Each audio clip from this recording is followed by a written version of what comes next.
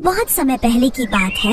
एक बहुत बड़ा जंगल था। उस जंगल में बहुत सारे जानवर मिलजुल कर रहते थे। एक दिन बरसात के रात में जंगल में बहुत तेज बारिश हो रही थी। एक कौवा उसकी पत्नी से बात कर रहा था।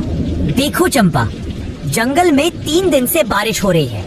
बारिश को रुकने का नाम ही नहीं ले रही है। अब तो इस बारिश को बंद हो जाना चाहिए। तुम सही कह रहे हो। लगातार हो रही बारिश से सभी जानवर बहुत परेशान हैं और चिंतित भी। तुम बैठो, मैं जंगल का एक चक्कर लगा कर आता हूँ। इतना बोलकर कौवा बाहर चला गया। बारिश में भीगते हुए वह उड़ने लगा। थोड़ी दूर जाने के बाद वह एक पेड़ के डाल पर बैठ गया। तभी उसकी नजर एक बकरी के बच्चे पर पड़ी। वह बारिश में भीगता हुआ कांप रहा था। अरे ये बकरी का बच्चा तो ठंड में कांप रहा है। लगता है ये अपने घर का रास्ता भूल गया है। मुझे इस बच्चे की मदद करनी होगी। इतना कहते ही तभी उसकी नजर थोड़ी दूर खड़े हुए एक पेड़ के पीछे छुपा हुए एक तेंदुए पर पड़ी। उसे देखकर कौवा सोचने लगा, अरे ये तेंदुआ तो इस जंगल का नहीं लगता, ये तो किसी दूसरे जंगल का लगता है। मुझे मालूम करना होगा। इतना बोलकर कौवा तेंदुए के पास गया और बोला, कौन हो तुम? मैं तो इस जंगल के सभी प्राणियों को जानता हूँ। तुम तो इस जंगल के नहीं लगते। कहाँ से आए हो तुम? सही कह रहे हो, मैं इस जंगल का नहीं हूँ। मैं इस जंगल से गुजर रहा था कि तभी बारिश शुरू हो गई। बारिश से बचने के लिए मैं इस जंगल में रुक गया। जब बारिश बंद हो जाएगी तब मैं चला जाऊंगा। फिर कौवा बकरी के बच्चे के पास गया और बोला, तुम यहाँ पर क्या कर रहे हो? तुम्हारी माँ कहाँ है और तुम्हारा नाम क्या है? मेरा नाम छोटू है। मैं बारिश में खेल रहा था, मगर खेलते खेलते बहुत दूर चला आया और घर का रास्ता भी भूल गया। इतना बोलकर छोटू रोने लगा। फिर कौवे ने उसे हौसला देते हुए बोला, तुम चिंता मत करो, मैं तुम्हें तुम्हारी माँ तक पहुँचा दूंगा। मेरी माँ मुझे मना कर रही थी, लेकिन मैंने उसकी बात नहीं मानी। तुम्हें अपनी माँ की बात माननी चाहिए थी। अब चलो मेरे साथ। कौवा छोटू को लेकर कुछ ही दूर चला था कि तभी छोटू की माँ उसे ढूंढते हुए वहाँ पर आ गई और उसे गुस्सा होकर बोली, तुम कहाँ चले गए थे छोटू? तुम्हें पता है मैं कितनी परेशान हो गई थी? कब से तुम्हें जंगल में ढूंढ रही हूँ। आज से तुम्हारी सारी बात मानूंगा। माँ तुम्हें छोड़कर अकेला कहीं नहीं जाऊंगा। अब तुम अपनी माँ के साथ घर चले जाओ और जब तक बारिश बंद नहीं हो जाती तब तक बाहर खेलने मत आओ। छोटू अपनी माँ के साथ चला गया और कौवा अपने घर में जाकर चंपा को सारी घटना बताने लगा। कौवा की बात सुनकर चंपा गहरी सोच में डूब गई। अरे चंपा, क्या हो गया तुम्हें? तुम इतनी परेशान क्यों हो गई? मैं सोच रही थी कि वह तेंदुआ उस मासूम बच्चे को नुकसान पहुंचाने के बारे में तो नहीं सोच रहा था ना? अरे नहीं चंपा, वह तेंदुआ खुद डर के मारे पेड़ के नीचे बैठा था। मुझे लगता है वह उसे नहीं देखा। बारिश बंद होने के बाद वह चला जाएगा। अगले दिन बारिश थम गई और कौवा धूप में बैठा था। तब एक तोता आकर उसके पास बैठा और बोला, अरे तुम यहाँ बैठे हो, उधर बेचारी बकरी का रो रो कर बुरा हाल है।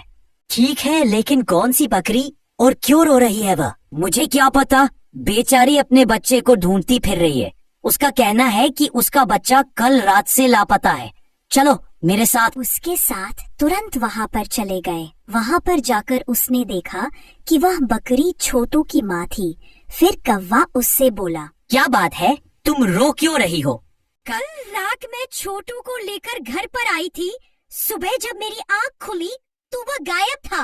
मैंने पूरा जंगल छान मारा मगर वह कहीं नहीं मिला। तुम घबराओ मत, मैं अभी उसे तलाश करता हूँ। फिर कौवा छोटू को ढूंढने निकल पड़ा।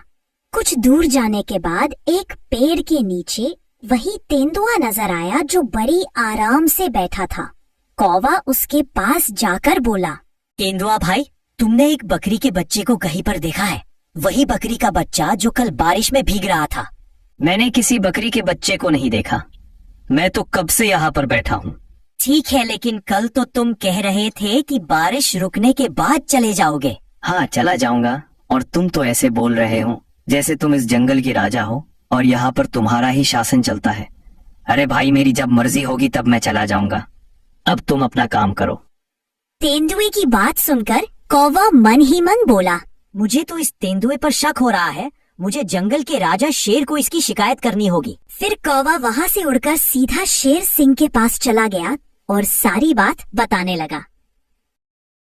महाराज, मैंने तो आपको सारी घटना बताई, मुझे उस तेंदुए पर शक हो रहा है। कौवे की बात सुनकर शेर महाराज ने क्रोधित होकर बोला, इसका मतलब वो तेंदुआ सही बोल रहा था। तू हमेशा जंगल के प्राणियों के खिलाफ मेरे कान भरता रहता है। ये आपको क्या हो गया महाराज? मैंने जो देखा वही आपको बताया। तभी कौवे ने देखा कि तेंदुआ छोटू को साथ लेकर गुफा के अंदर आया। कौवा आश्चर्यचकित होकर इस दृश्य को देखने लगा।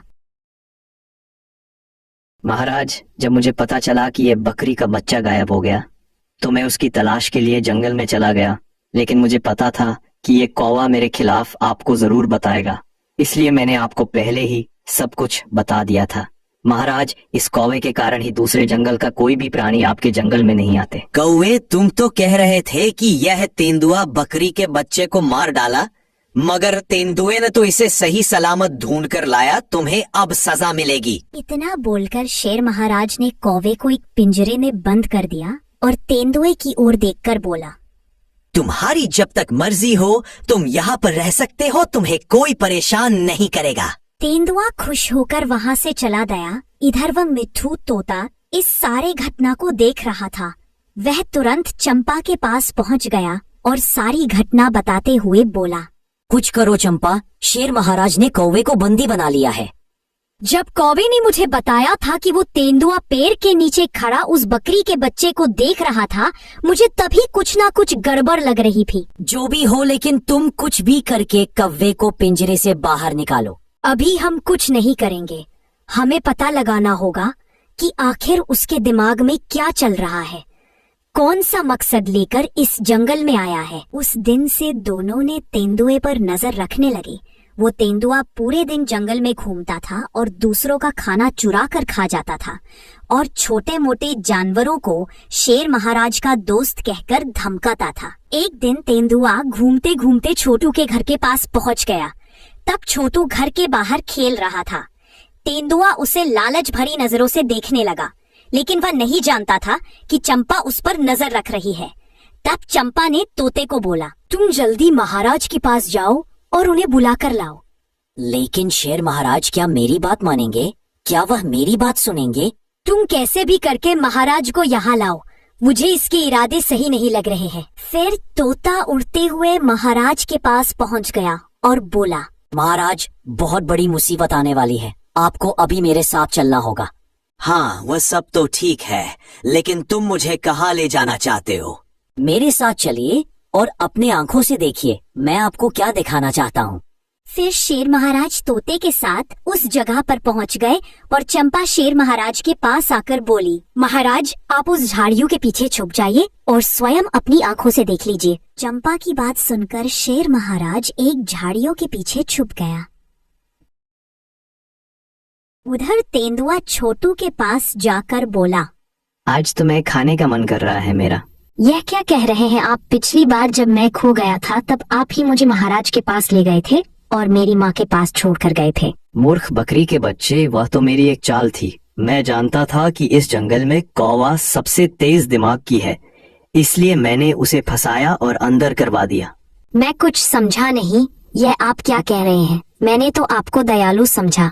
जब तू सो रहा था ना, मैं चुपके से तुझे मुंह दबाकर जंगल के दूसरे हिस्से में छोड़ आया था और खुद ही तुझे जगाकर महाराज के पास छोड़ आया, और मूर्ख शेर महाराज ने कौवे को ही दोषी मान लिया। लेकिन अब मुझे कोई खतरा नहीं। अगर आज मैं तुझे खा भी जाऊंगा तो शेर महाराज कभी विश्वास ही नहीं करेगा। तुझे खाने के बाद मैं जंगल में अपनी मनमानी शुरू कर दूंगा। इतना बोलकर तेंदुआ बच्चे पर हमला करने ही वाला था कि तभी शेर वहाँ पर आ गया। अपने सामने शेर को देखकर तेंदुआ घबरा गया। अच्छा, तो ये थी तेरी चाल? तूने चालाकी करके कौवे को मेरे हाथों से बंदी बना दिया। अब देख मैं तेरा क्या हल करता हूँ। इतना बोलकर शेर महाराज ने तेंदुए के ऊपर हमला कर दिया। मार खाकर तेंदुआ किसी तरह अपनी जान बचाकर वहाँ से भाग गया और हमेशा के लिए उस जंगल को छोड़कर चला गया। फिर शेर महाराज ने चंपा को साथ लेकर अपने गुफा में गया और कौवे को मुक्त कर दिया। कौवे, मुझे माफ कर दो। मुझे उस दुष्ट पर भरोसा नहीं करना चाहिए था। फिर चंपा और कौवा अपने घर में लौट आए और सुख शांति से जिंदगी गुजारने लगे।